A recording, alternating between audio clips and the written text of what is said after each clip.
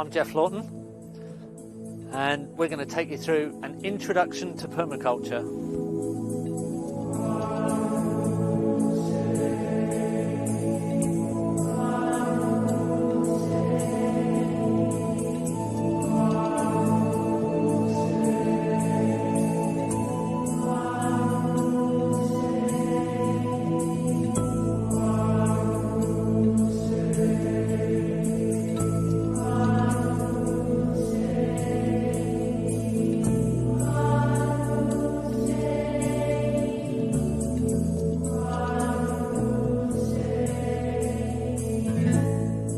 Permaculture is a design system conceived by Bill Mollison in the 1970s.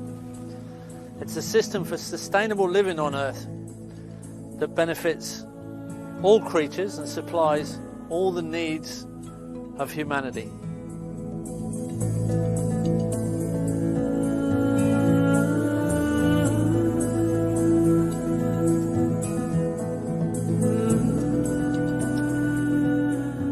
Present systems are failing us miserably.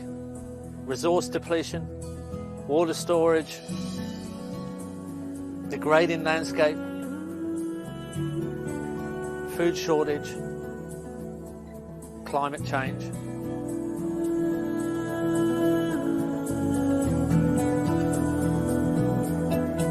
All these things are negative, and we don't need to focus on them completely, but we need to look at how we can positively design our way out of this problem, how we can come up with solutions that will supply all our needs and benefit the environment and create absolute abundance. That's what we're going to take you through, a design system that gives you a positive view on the future, something that you can engage in and feel meaningful. And that's what we hope you'll enjoy getting the sense of while you're watching this DVD. It's a matter of freedom, isn't it? So we can just let you go into a self-managing system. Off you go.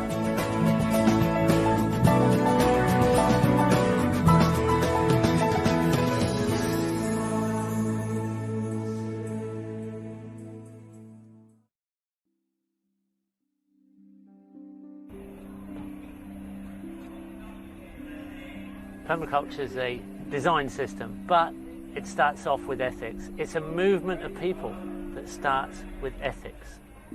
The ethics were derived from many traditional ethics that people have used to govern the way they behave all around the world. The ethics have been condensed, they're concise, and they come just to three. Earth care, care of the earth and all its living and non-living systems. Central to this is a life ethic. All living things have an intrinsic worth. People care, the care of people. In permaculture, people are central to the way we design so that we can supply our needs in a sustainable way. Sustainable design, central to permaculture, to be sustainable. If it's not caring for people, if it's making life hard for people, or it's enslaving people, or it's creating hardship, it can't possibly be permaculture. Permaculture is also people care as well as earth care. The third ethic, return of surplus, a fair share. The return of surplus energy, needs, time, information. Anything that's in surplus should be returned to the first two ethics. There's nothing more worthwhile for surplus to be applied back to earth care and people care. In this way, we end up in an abundant world. So this is a very important beginning, and we must realise that ethics are at the beginning of permaculture. This creates a new landscape, a new society of people and land use and resource use. It's not just a little bit green, it's not just a little bit different. It's not people living in a slightly different way, it's people living way beyond subsistence. It's abundance. Where does permaculture lead to? It leads to absolute abundance. What is it about? It's about science and ethics.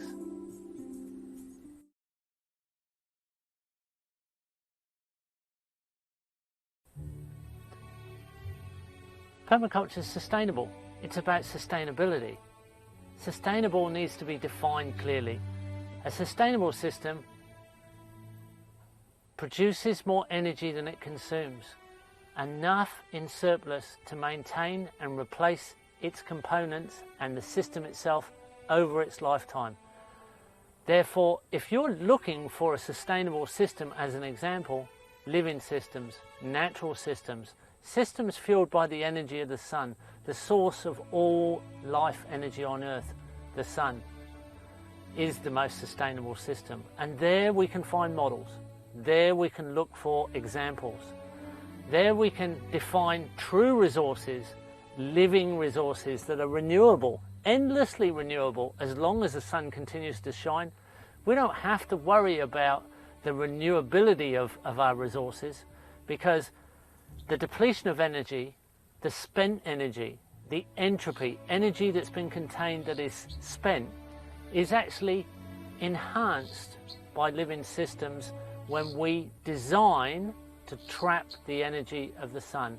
We're very much about resources defined in a natural way, yields, as in yields of a system, so that we can plan very long-term yields and very fast yields from a system. We are designers of systems that mimic nature, systems that run on the same patterns as nature. And when you look at natural systems, they're extremely diverse. Diversity in nature links to stability. Stability creates fertility, and fertility gives us that designed productivity.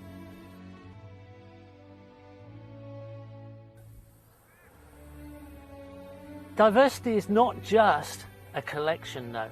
Diversity is about interaction, interactivity. The interaction between the diverse elements gives us that ecosystemic, that life web type stability. Our themes in design very much focus on those models, so that our system, our teacher, is the natural system.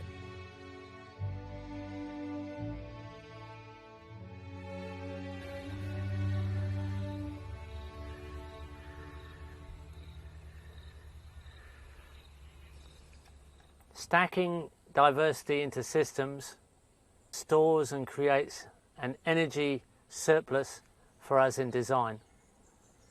But we don't just stack in the physical sense, we actually look at stacking in time. Time stacking systems through succession.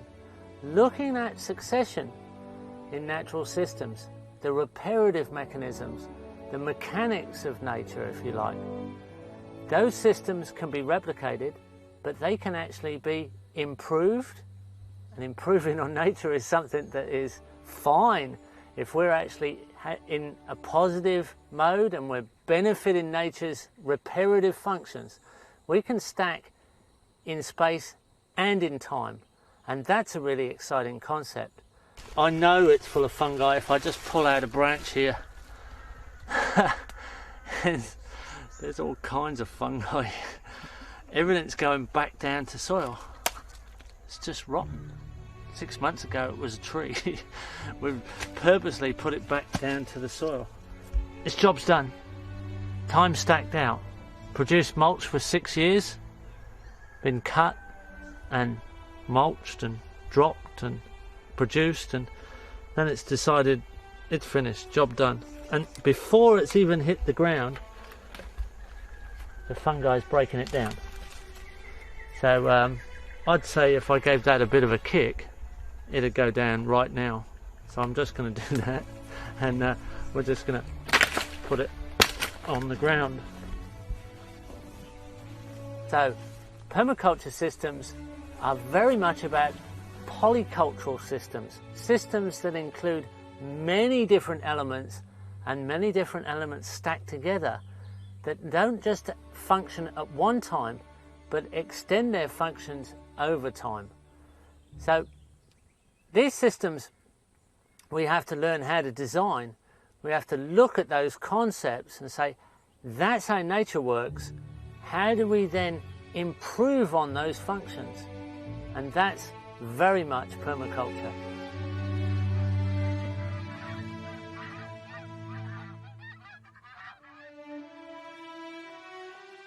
Yield through diversity is not about trophy hunter mentality, about what's the biggest crop we get over the species that we choose. It's not about monoculture where we have one crop, one field, one yield at one time. Permaculture design is about energy efficiency.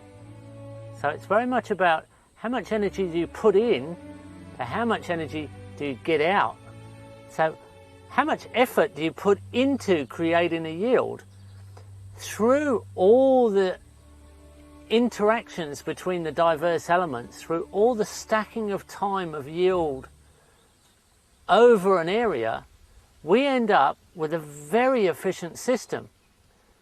We have multiple yield over multiple time with very low inputs and extremely efficient output.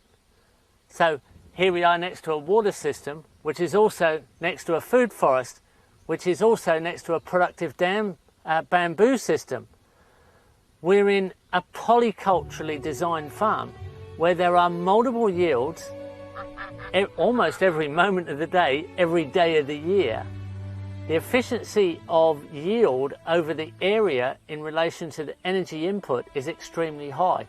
Because it benefits nature, because it benefits the landscape exactly the way that natural systems do. This is how you come up with good design. It's not about the yield per element, it's about the yield over the area in relation to the energy that you've used to create that yield. A lot of systems end up producing on their own with the minimum amount of energy input. In fact, they will produce over time quite often without any energy input and no maintenance at all. It just takes a very small amount of energy to keep them running and just a very specific understanding.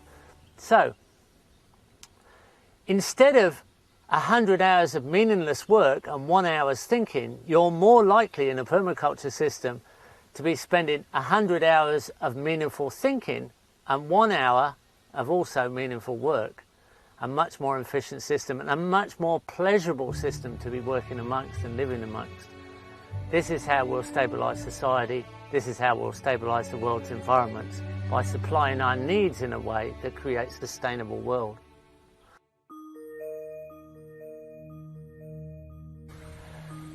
Methods of design. In natural systems, every element performs more than one function, in fact many functions. And every function is supported by many elements. So when we look at the method of design, techniques that we use are only how you do something. It's a one-dimensional element, a technique. But to take that a little bit further is to include a time element, and that means using a strategy. A strategy is how and when you do something. So that is two dimensions. But in our design science, permaculture is about patterning of design. In patterning, we use multiple functions, multiple elements, and we emphasize their connections. So it's multi-dimensional. That's design. And for that, we need to analyze elements. We need approaches to design.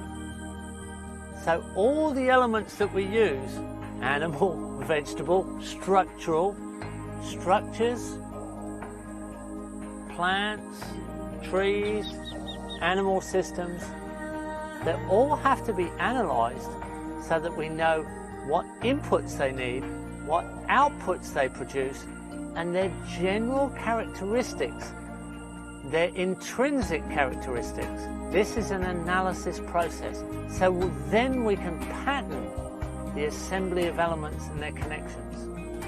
So we're starting to look at design processes, we're starting to look at design methods. If you're looking at an animal, it's its breed characteristics. If you're looking at structure, you're looking at its performance and materials and the energy embodiment of the materials. And you're looking at plants, you're looking at the way they gild and their functions and the climates they come from and their tolerances. This is analysis of elements.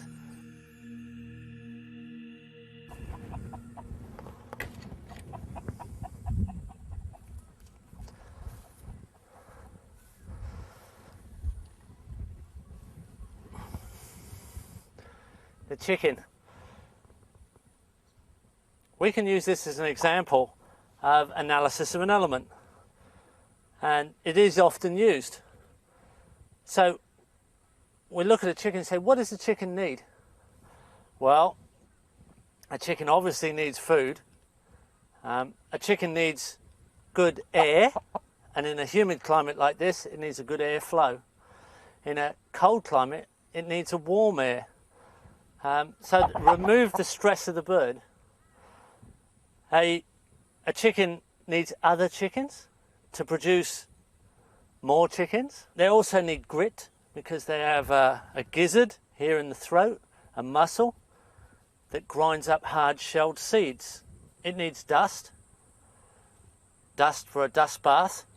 It needs good quality water. Chickens are very bad at muddying and manuring their water. A chicken needs control. If you don't control your chickens, they'll decide what germinates in your garden. They'll free range through systems and scratch through all the areas you don't need them to scratch through. As well as control, a chicken also needs protection because they're easily predated on. Then they also need good roosts. They need somewhere to roost and they need somewhere to lay their eggs. So these are the needs of a chicken. So then there are the products and behaviours of a chicken. They obviously produce eggs, they produce meat, they produce manure, good quality manure. They also produce feathers, which are high in protein and become nitrogen in the compost heap. And because it's a warm-blooded animal, it produces heat. A lot of chickens together will actually start to heat up a room or a glass house or a growing space. Their behaviours are that they scratch, they shred up mulch, they manure mulch, they eat seeds and break down the cycles of weeds, and they eat pest larvae. Then we have the intrinsic characteristics of a chicken. This is a Barnvelder, a particular breed, pretty good egg layer, not a bad meat bird, it's a multi-purpose bird. You get some birds that are really good meat birds and other birds that are really good egg layers. These are the intrinsic factors, the breed characteristics of this element. This is a classic example of an element analysis. Now, we can go through all of the elements of design in this way. All of the animals, all of the plants, all of the structures. They all have needs, products, and intrinsic factors. This way we can choose good elements with good connections to other elements. If we look at their products, they have to be used by the system. Anything that is oversupplied in a way that can't be put into productive use goes into chaos. And if that's a product, it can often be just interpreted as a pollution. So all of their products need to be used by the system, and all of their needs should be provided by the system. So a system becomes a closed cycle, an ecosystemic system, a system that cycles within itself. So the landscape of humanity, the farm, the urban area, the urban landscape becomes like an organism to itself, supplying its own needs through good design analysis. This is only one way to design. We can also look at others so we can use multiple methods of design approach. And we'll like to also examine and explore observation, design through observation.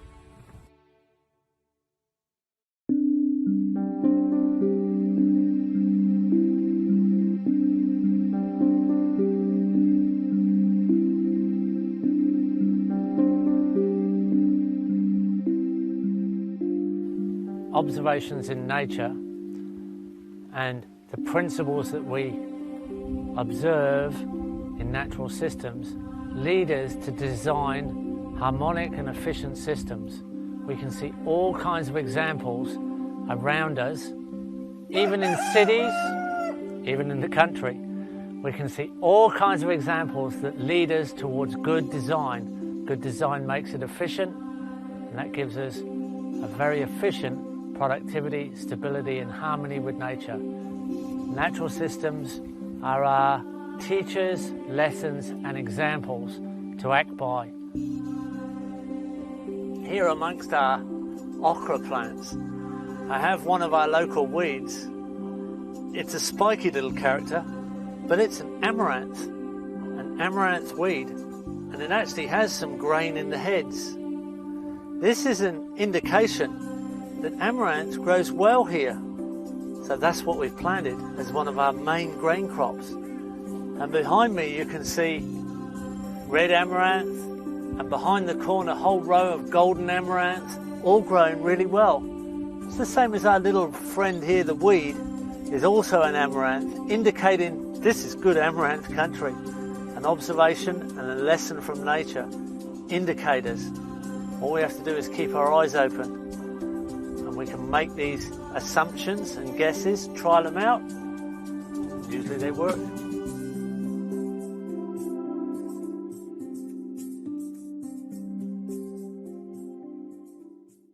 We look at landscape in a series of zones, and we go from zone 1, which is an inner zone closest to the center of energy, which is usually the house or the main human activity.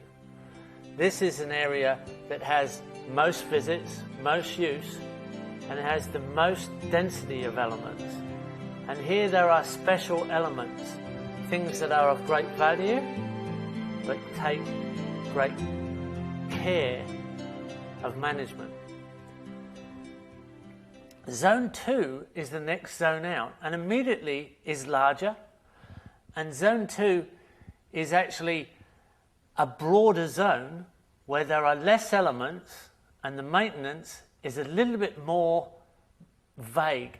So out in zone 2 we have our food forests, we have our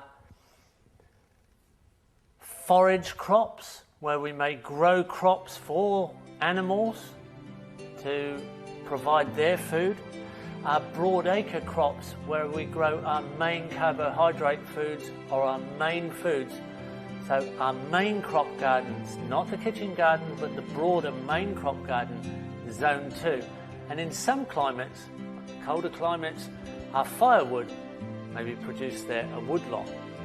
When we go out again, right, we move into zone 3, which is a much broader zone.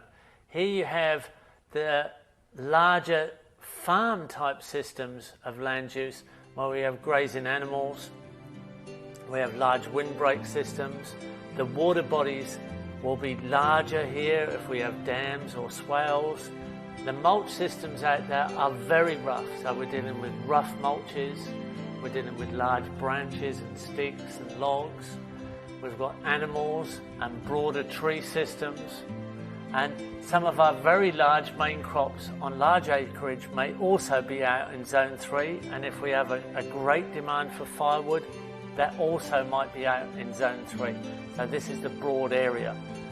When we move out to zone 4 is farm forestry, whatever type of forestry that may be. And there are many types of forestry, not just for timber, but for poles, for craft, for bee forage, for animal systems where animals gather from the fallen products of the forest, fungi forest, a multiple variation of forest, but Zone 4 is forestry of some type, and that's a simplified choice and a much larger system in potential. Then we go out to Zone 5. Zone 5 is the wilderness. Zone 5 is the wild system, the natural system, and there's very little we do in Zone 5, although we can sustainably gather and we can sustainably hunt.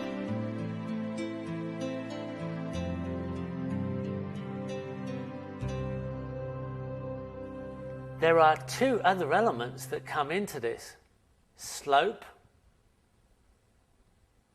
and orientation will change the shape and form of the zonation pattern.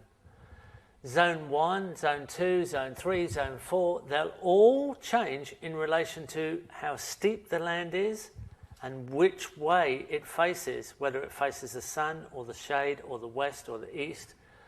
So appropriate placement in relation to the energy needed to work that zone will change the shape of that zone. And the human element, the element that works the land or the element that interacts with the land, will also change the size and shape of zones. So if we have a steep slope near the house or the centre of energy on the property, it will jump quickly into one of the outer zones because of the energy needed to work on a steep slope.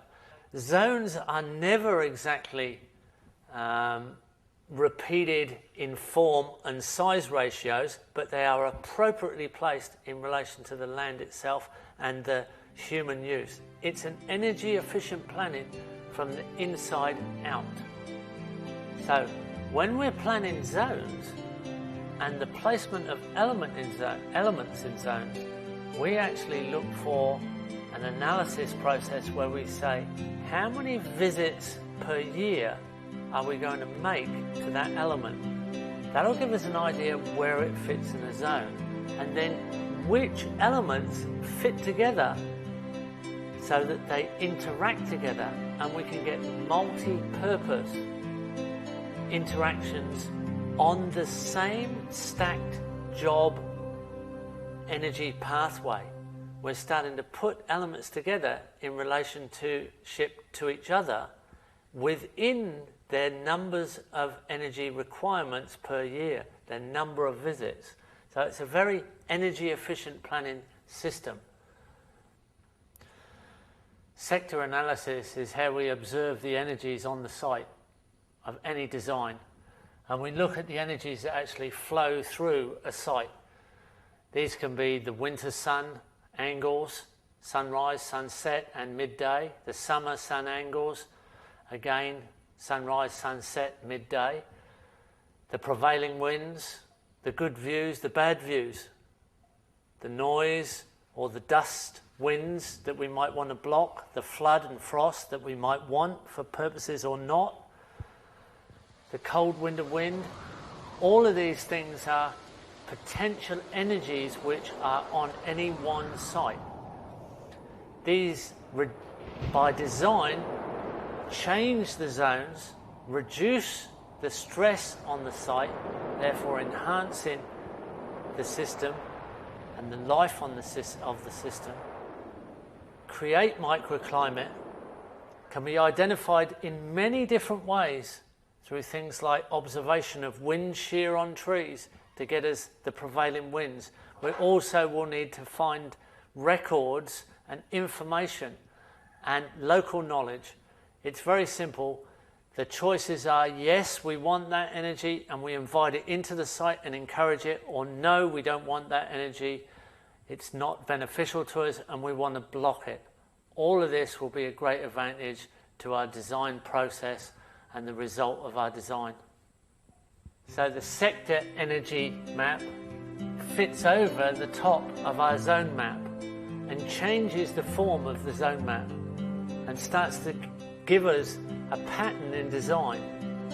This is what creates the beneficial microclimate creation and stress reduction of a site. It's an integral interaction between the two elements, sector energies and energy efficiency of zone planning.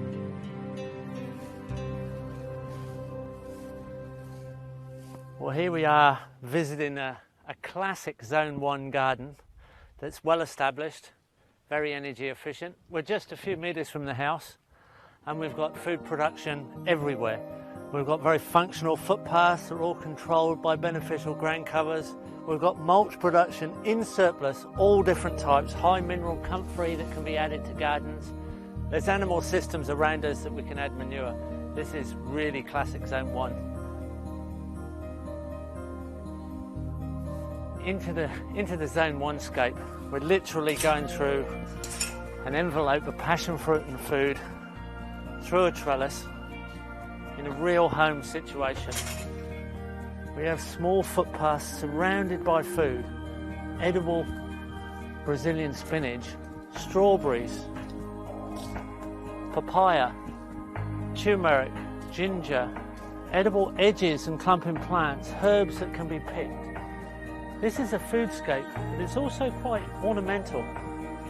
We go on through zones within zones. There's cardamom right here. There's choco above us. We're next to a pizza oven. Functional structure. There's seedlings being grown on a table. In here we have small ponds, ornamental plants, more passion fruit. Passion fruit and choco above us. And the framed scene, the window that we look out on, is this green productive foodscape. This is Zone 1. It's literally controlled by the density and diversity of plantings. This is the urban habitat of sustainable humanity. This we have to understand. This is our integration of built structure with living, productive, sustainable food and functional landscaping. This is the future of our supply lines.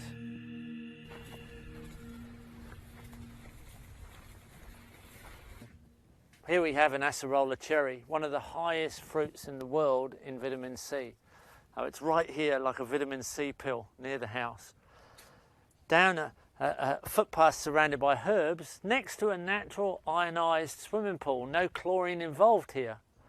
We have food plants growing right up against the pool. I can see a kangkong there, Ipomera aquatica, a natural spinach of the tropics. We have bell peppers, chili peppers, grapevine, lost all its leaves in winter, letting the winter light come through, but would be a complete green shade in summer as a functional feature. Underneath we've got Tahitian spinach right outside the door as a really good subtropical leaf crop. So we've got all kinds of foods very close and very convenient. Typical Zone 1 planning. There are human-friendly elements here. There are garden seats. Again, more bird baths, little ponds.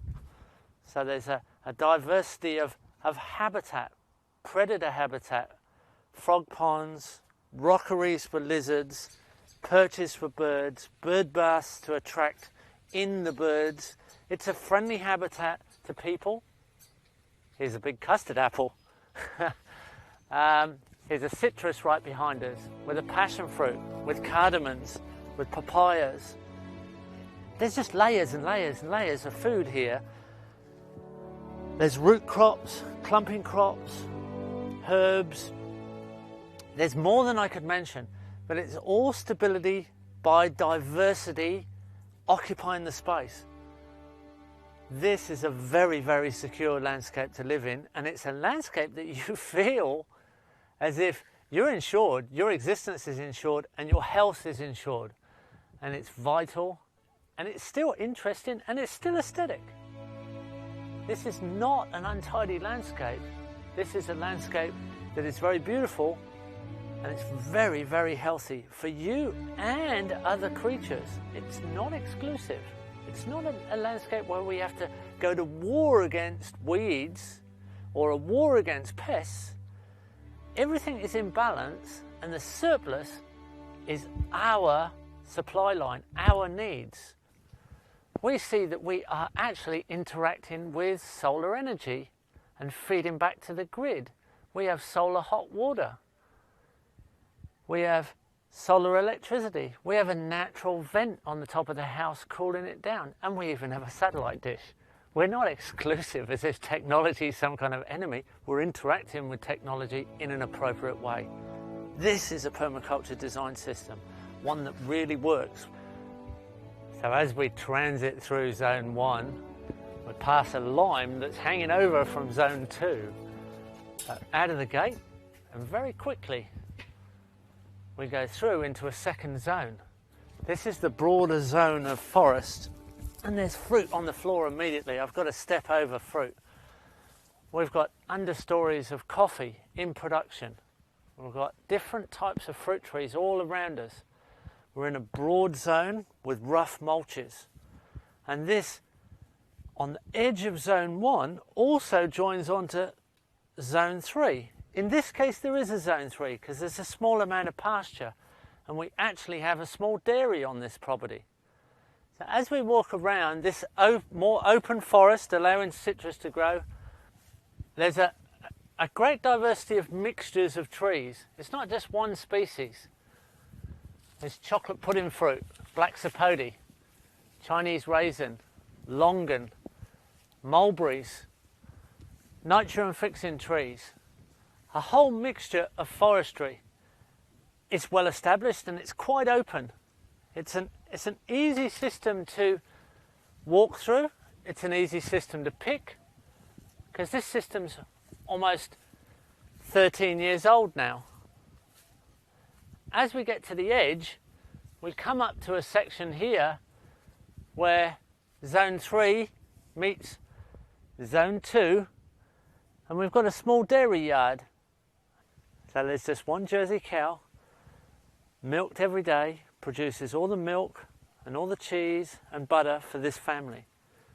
And it's fed from a small pasture that actually gains nutrient from zone 1 and zone 2 drainage, and the surplus forage crops that are also mulch crops double as a support for the cow. So there's cut forage surplus in zone 1 and 2 that's fed over to our cow, which returns manure back into zone 1 and zone 2. These are simple cycles. They're all cycles that work very well and create a very healthy environment.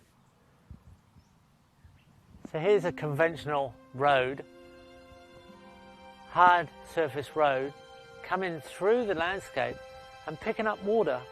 Now the drain has been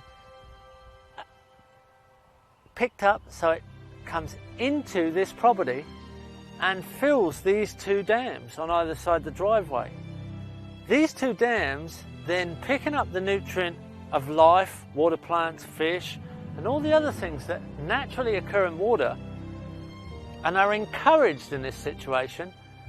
They then, when an overflow occurrences happen, and that's quite quick with that feed of water off that road, overflow into the system and soak the nutrient down through zone 2, and that soaks into zone 3.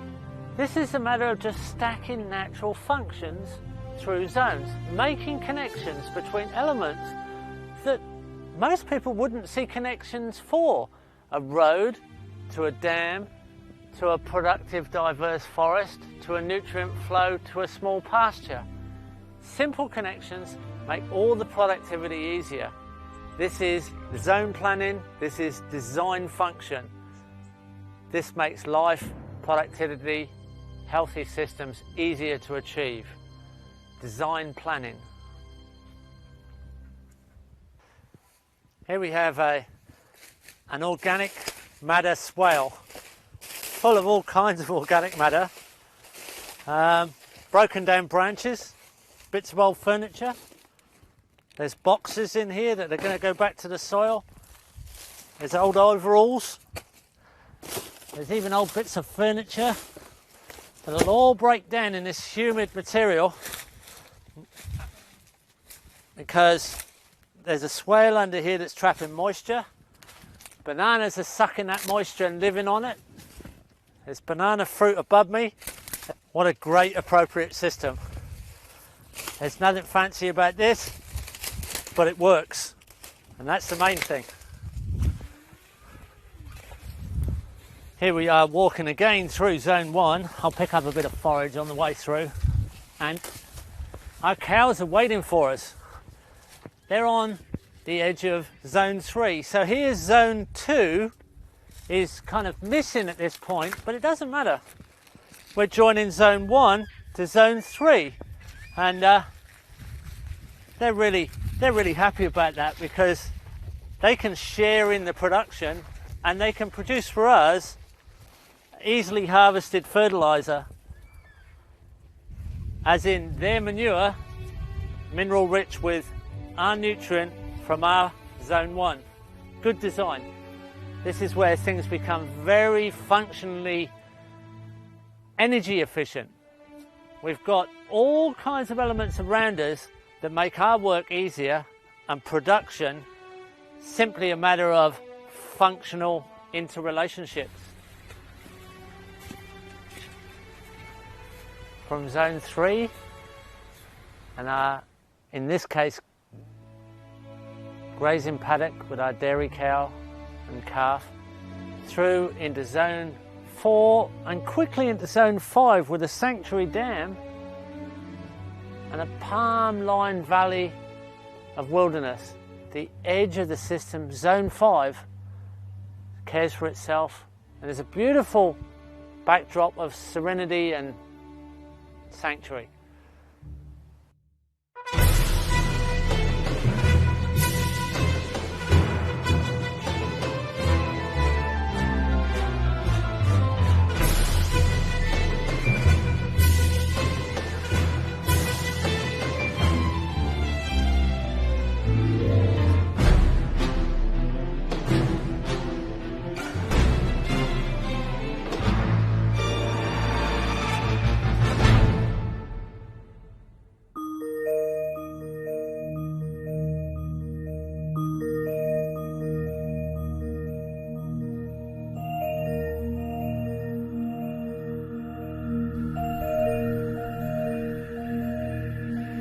Pattern is simply form created by the pressure between two media, like the wind over the ocean creates the waves of the ocean, and that is how all pattern is formed. No matter how chaotic it may seem in natural systems, there is order in the chaos formed by the pattern.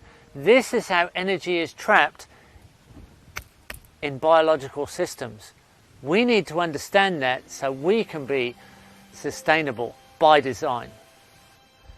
By looking for simple patterns, dendritic patterns, branching patterns are also the patterns of rivers and tiny little patterns on leaves. There are spiral patterns, there are tessellation patterns, there are circles within circles. There are just a few pattern forms, but there are many, many, many variations, an innumerable set of imperfections in pattern. Our job is not to recreate pattern. Our job as designers is to let patterns evolve and uncover the patterns within our systems and then harmonize with them. Only use the patterns as a guide, something that tells you, I'm harmonizing with the natural system, I'm harmonizing with the natural patterns, I know that that means I'm going to be more efficient.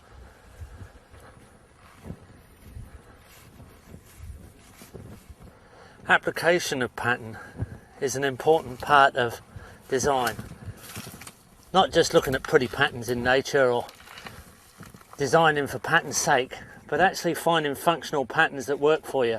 Here I am in the middle of a great big mulch pit.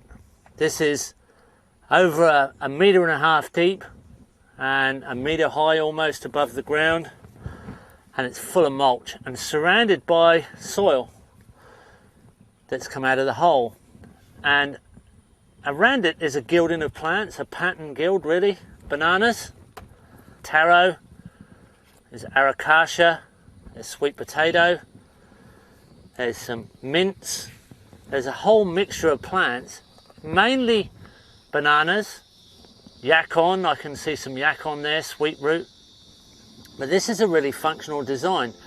because the edge on the inside of the planted circular row is taken up by the mulch, and the outside is taken up by the rampant productive ground covers like pinto peanut and other types of plants that are very abundant. We're in a phase of abundance and most of it's productive. Great application of pattern. Works anywhere you can grow bananas, papayas or palm trees, and can probably be applied to other species in other climates as well. Pattern has to be functional so that it saves us energy. So when we look at patterns in nature, we look at ways that pattern works in a functional, energy-saving way.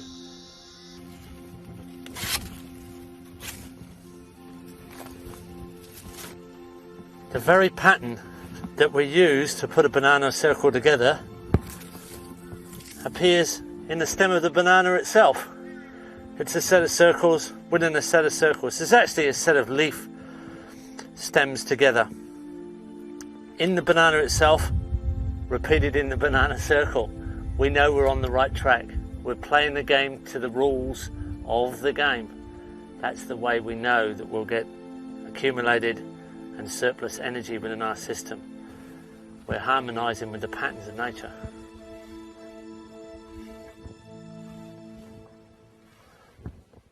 Patterns in landscape. Ordered harvesting patterns in the form of swales, creating edges. Driveway plantings of bamboo, creating edges to pasture. Edges on contour down through the main crop. Edges of driveways planted to different systems, creating edge opportunities. All around us throughout design, I'm stood in amongst a cover crop of nitrogen fixing cowpea. This creates an edge to a car park. Around us we see a flowing edge curving through the landscape. That's contour, connected to the spillway of a dam, an edge overflow system. Everywhere we look, there are edges, and edges that are opportunities for design. Only on edges are opportunities to harvest freely available surplus. The more convenient, practical edges that you can put through polycultural systems, the more stable they are. Aquaculture, the most productive of all systems, the most productive plants by weight come from water chestnut. Lotus root, the most productive mulch, typhus, cattails, bulrush. The most productive by mass, the most productive leaf crop in the world. Kangkong, Ipomea aquatica.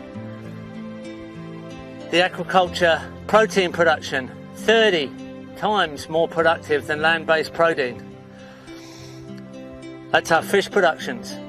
Maybe 50 times more productive in the tropics.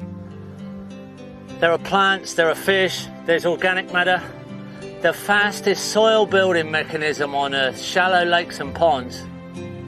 Maybe shallow marine systems just gets in front of it a fraction, but shallow lakes and ponds, more productive than forest in soil creation, anaerobic soil on the bottom of the ponds.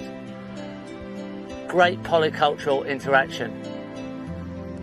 The small scale aquaculture, what people have done for centuries. Great stuff. Great interaction, creates the most beautiful edges, little flows of water, mimics nature. A wonderful thing to live around, very easy to get production from. What looks like a big, messy, swampy load of rampant plants is really, but this is one of the tubers of the tropics. This is taro, and this is the potato of the subtropics. Really, it's a carbohydrate crop. And what we've got here is an edge between water and land, an edge system, a swamp, and this is a swamp plant. With the assistance of water, anything in water doesn't have to fight gravity as much as land-based systems. All the animals on land are always fighting against gravity. Most of the elements in water have a gravity-free environment. they float around, so they're more productive. Taro, on the edge of water and land. Here's a water flow coming down from the lotus pond down to the water chestnut pond before it then goes on to the main dam below. These are silt traps and productive systems. So they're productive and functional. Little fish in here to make sure there's no mosquitoes. Just above this, there's a level terrace that holds water. Separates, divides the flow of the water, taking the energy out of the water. And above that, there's another level terrace dividing the water. And above that, there's a circular footpath around a palm circle, like the banana circle, but a productive palm circle. We'll go up and have a look at that too.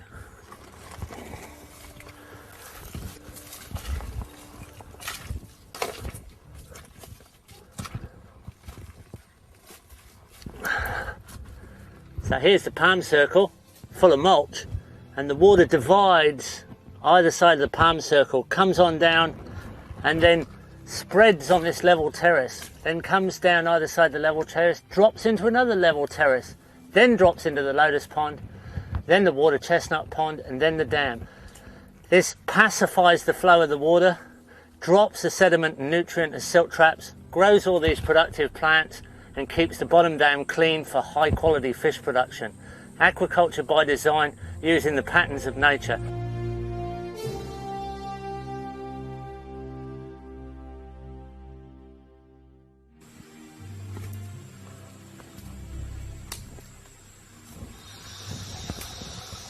Observation of the patterns that are all around us and the way that energy is harvested through harmonious pattern assemblies.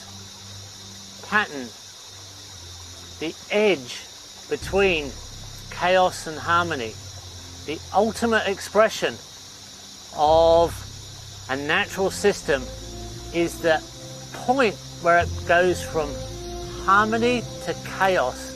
That edge is the ultimate opportunity for creativity and productivity. This is the wow factor in permaculture. This is the glue that puts it together, that sticks it together, that we all inherently understand. It comes from our ancestral knowledge of survival. We all have it, and we can all make links to it. This is the subject that is not taught in any other system. And this is a subject that would probably be excluded by most academics. And yet all people understand pattern in some form, especially children. It's so easy to teach to children, the elderly, and traditional people who are not drowning in technology, who can respect the patterns of nature. Here is the form, here is the classroom, here is the teacher. This is the system that has survived for millennia and will continue to survive. This is the diversity nature's university.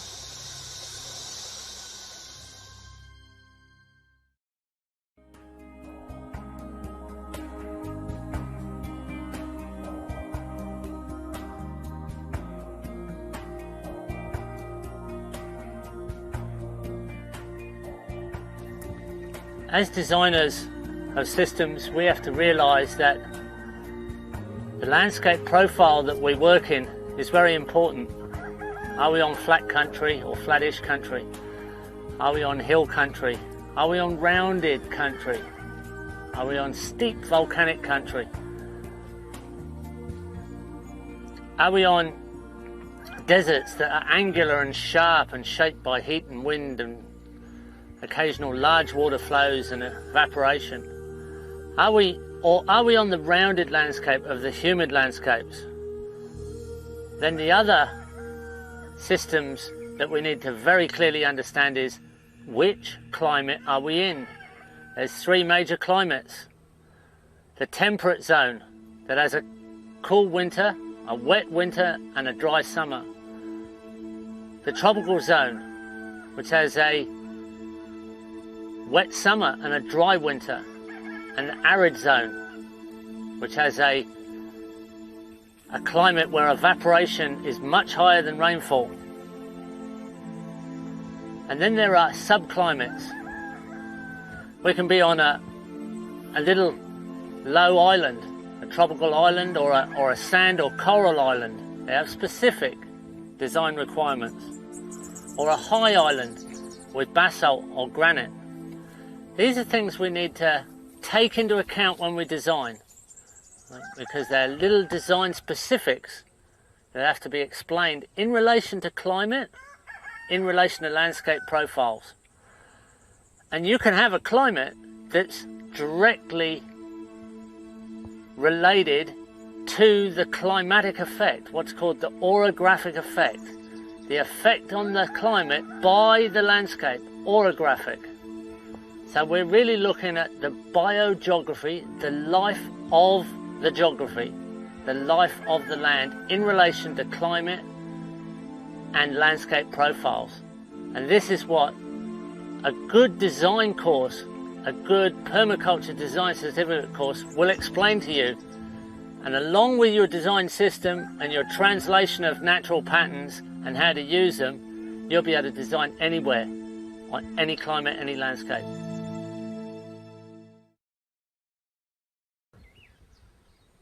Zone 4, farm forestry, the outer zone, where we simply have to choose what sort of forest it is we're going to grow. We can manage the forest to be more productive for poles or timber, forage, pannage, where crops, products fall to the ground that animals eat, fungi forest, bee forage, craft forest, wilderness forest, native forest, regrowth forest, or all together. We can include bamboo, native and non-native, or just native, whatever you like. This is zone 4. What kind of forest is it? That's your choice.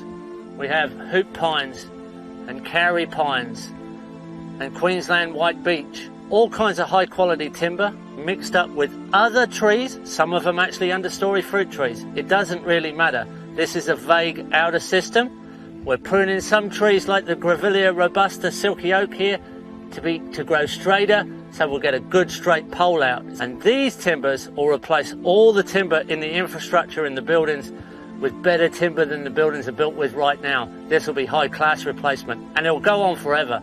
There'll never be a shortage of timber on this property or any property that we want to design with good zone 4 sustainable timber or forest products in general. All the forest products can be in surplus.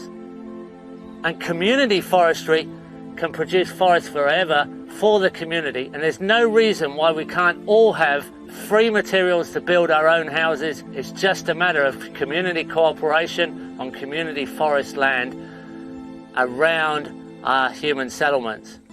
Easy design, great design, sustainable forever, no problem. Queensland white beech, an endemic tree of this particular area.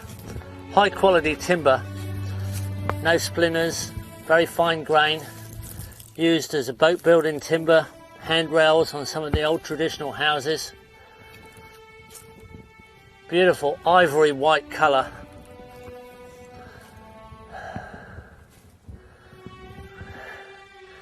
Phases of abundance, extending good elements throughout a system. We can go into a phase of abundance so easily. We know that ecosystems major in trees, and trees are one of the elements that stabilise our climate. Transpiration, soil cycles, buffering of wind, creating microclimate, condensation. The condensation drip is never counted much in the precipitation figures. Crucially important in dry lands, where the condensation drip can be equivalent to 80% of the desert rainfall. But without the trees, without the ecosystem that majors in trees, you don't get the condensating surface. Any of us can harvest appropriate seed for systems. Any of us can put together nurseries that create phases of abundance that go on forever. There's more trees here than we can plant, and there always is, and there probably always will be. We live in a happier and a more abundant situation when our human habitat is supported by living systems, ecosystems which major in trees. Diverse, productive, stable habitat for wildlife, soil creative ecosystems. It's all about those extended permanent patterns which give us permanent yield and permanent stability. We'll moderate the flows of our rivers, we'll have less floods, we'll have less droughts, we'll moderate our climate. All these things are possible. It's just a matter of accepting that and getting on with the job, and it's a good job. It's a great job. It's the only game in town, really. It's the only optimistic future. Everything else just looks like a dead end. Literally a dead end.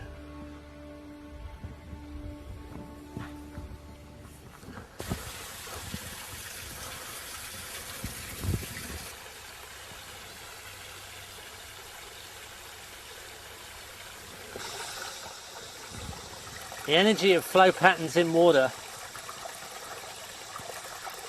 just a gorgeous thing, changing endlessly but repeating in form.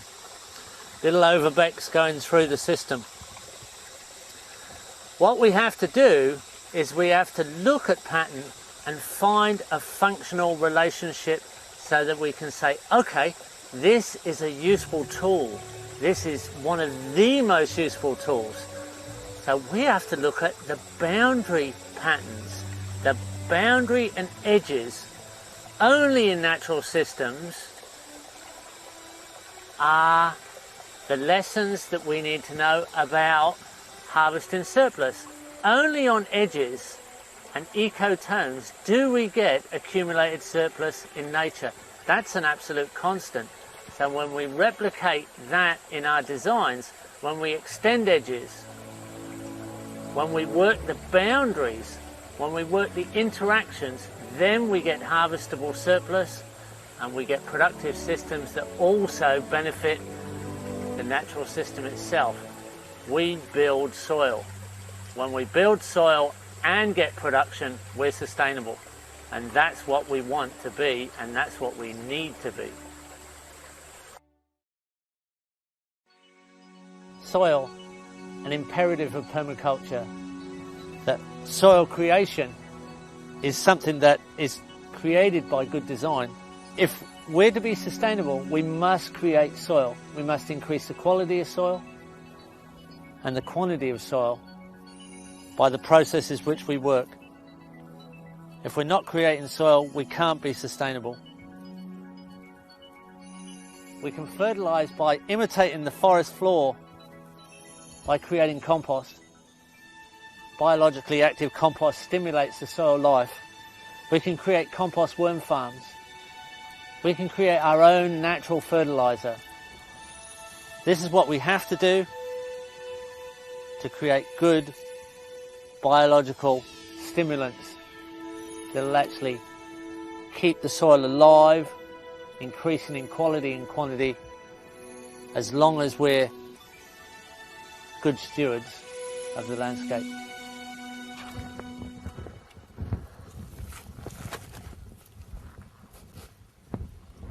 So creating our own fertiliser is a matter of using the processes of decomposition to create compost.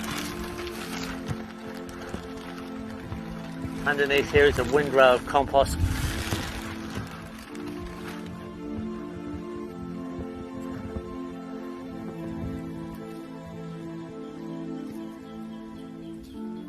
And it's warm, and it's nearly at the end of its process.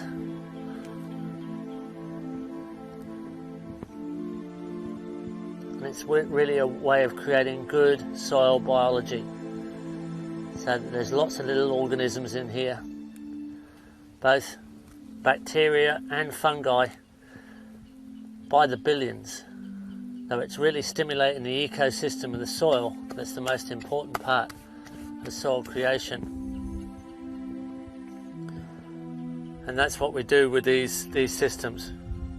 We actually imitate the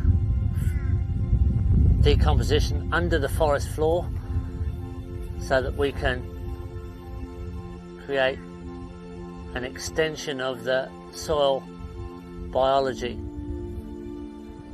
And it's never that you're feeding the plants, you're feeding the soil, and the soil organisms are then feeding the plants. It's their interaction, it's their combinations of action, the cooperation between the plants and the soil organisms. So in an organic sense, you're only ever feeding the soil.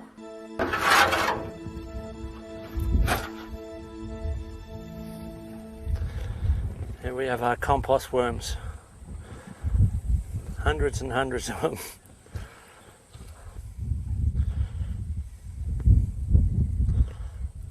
Compost worms eating manure, eating vegetable scraps, creating high quality fertilizer. This is the material they produce. There's a tomato growing out of it. And that's the high quality castings that are the end result of a good quality worm farm. It's a simple system. It's mostly manure with vegetable scraps on top. You can add as much as you like. Worms will eat their own weight every day. They create this liquid, this worm juice, which is full of bacteria, beneficial bacteria. And you can water it down 20-1 as a liquid fertilizer, or you can just put it on straight onto the garden. It doesn't burn. It's just a life-enhancing system full of soil biology. So it's quite safe to put it on straight, and it'll just stimulate the soil organisms. So with this and compost, we get all our fertilizer with a little bit of backup from chop and drop legume trees, add in organic matter to the soil. Every day there's juice, every 3 months there's a whole bath full of high quality worm castings.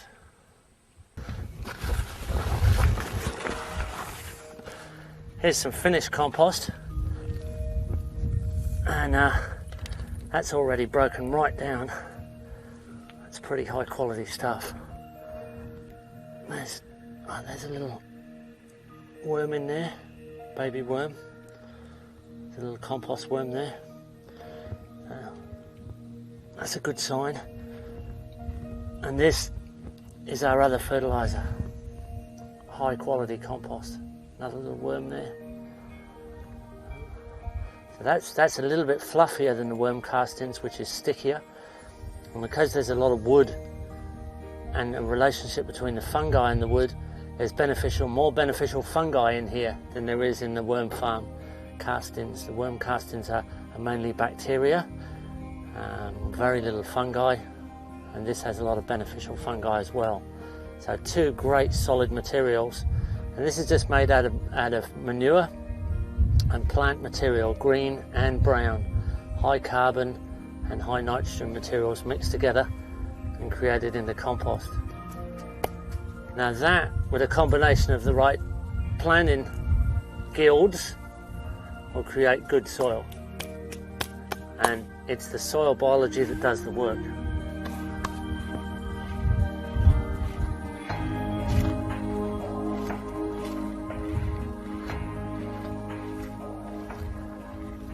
Underneath the ground covers here, you'll find that the soil will be full of crumbs. It'll be a crumb soil.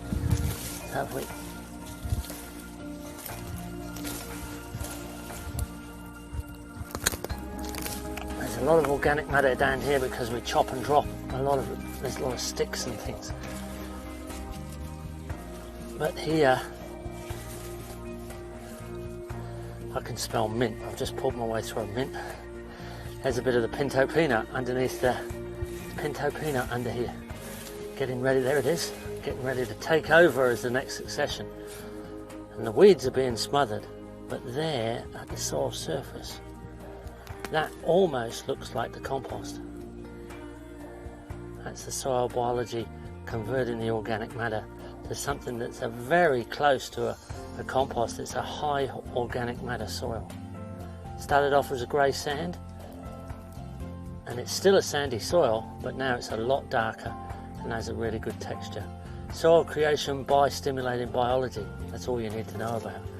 And here are layers and layers and layers of organic matter that have just been chopped down in a very rough way and smothered by this ground cover with this high humidity under here. There's a great rot. In all climates, here's a piece of bamboo, quite a strong piece of material normally, just moist and breaking down in the humidity. It doesn't matter, a bit of fungus hanging on the side of it there, breaking it down. A little bit of floppy fungus there. You're stimulating all these actions in the soil to imitate the forest. And it doesn't matter which climate you're in, if you enhance the soil biology, in the deserts it's just a matter of using principles that actually displace the action of evaporation, anti-evaporation strategies in the desert, high humidity breakdown in the tropics, extending of the wet, rotting winter in temperate. Anything that actually breaks down organic matter, anything that extends the breakdown of organic matter. So let's go and have a look at the natural system. Let's go into this forested gully here and see what's happening in the natural system, because it will be exactly the same. So we're going through a set of zone 4 forestry trees, and we're going in, there's a few native trees here we've planted, and we're going into a natural regrowth system. Now in here, there is a lot of organic matter naturally. So here we've gone through the edge of our planting into the natural forest. So here we are. When we look down at the ground, what do we see? Mulch. Tons of mulch. And it's kind of gone through the weedy stage to the weeds being almost insignificant. And here we have lots of fungus. It's a breakdown of organic matter. There's little fungal hyphae going everywhere. And the soil's crumbly too. The soil's that same sandy soil, right at the surface. It's got lots and lots of little crumbs. Actually, our soil under the sweet potato looks a little bit better than this. We're actually doing a better job than the natural forest, it looks like. Because that soil's not quite as deep as ours. We've gone through into a different colour quicker. So we've speeded up the processes of nature by imitating nature itself. We've looked at the system and said, okay, that's how it works. Let's do it and let's rev it up. Let's get it going faster. Let's enhance the biological actions. Let's get into good sustainable production.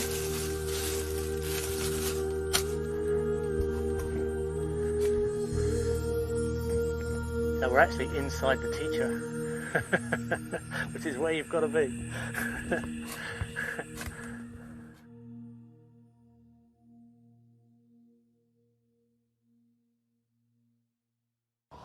Permaculture earthworks and earth resources in action in the landscape. Here we are building the dam, which we're going to link to water catchment systems and soil soakage systems. This is the way we rehydrate the landscape. This is the way, by design, we work with bulldozer drivers and earth movers who are really geosurgeons. What this is reconstructive earth surgery. We're actually putting back harmonic patterns to the landscape that will create abundant life forms. Maloon Creek here has presently 2 kilometres of large swale, and we're putting in an extension of small swales out through this large property. We could go to many kilometres of swale in the end, so that we can come back from the landscape which has presently been damaged over a few years of grazing. We can bring this landscape back into a treed landscape which has the productivity that will go on indefinitely. True sustainability by rehabilitation of landscape earthworks that lead to tree systems and stability of the landscape.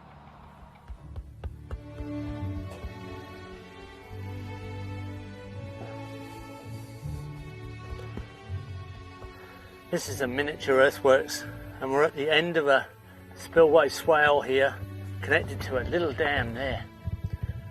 It's a tiny little key point dam, the highest point in the valley that you can hold water in a stable system. And the water will come down the valley, and it will also come down the landscape when there's full saturation of the landscape, when there's a watershed moment, when the soil's at field capacity, and this swale will fill and backflood to the dam, and the dam, when it's full, will then backflood up these two swales. The swale on that end is actually just a dead end swale that will soak the landscape. The swale at this end is also a dead end swale, but in the middle of it there's a level sill spillway that will displace the water very passively across this level surface. Now the plastic bag here is indicating either very firm ground that's not been disturbed and still well vegetated below, or some hardware like concrete or rock as a nice solid surface that allows the water to displace very evenly over the level sill and cause no erosion on the lower side here. The water would come down like that, and it would go into the silt trap, and then the silt trap would overflow into the dam.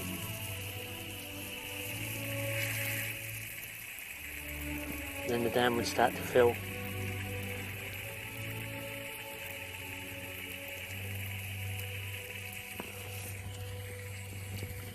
Going both ways up the swale. You see the moisture creeping into the swale bank.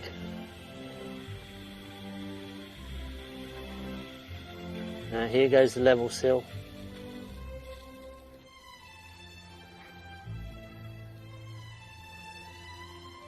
And a passive overflow. It just soaks into the landscape. But then when the rain stopped, our swale soaked in. There it goes. Look at it go. It's actually soaking right in there in front of our eyes. Woof, gone. And our dam's full. And the landscape's hydrated. There we have it in miniature, the whole process of rehydration of landscape through design. And we're stabilising landscape so that we're introducing more and more diversity, and the major element are tree lines on contour, which are also rehydration lines as soakage swales linked to water impoundment dams. This works in miniature, and it works in the large landscape as well. From the micro to the macro, this is a winning system.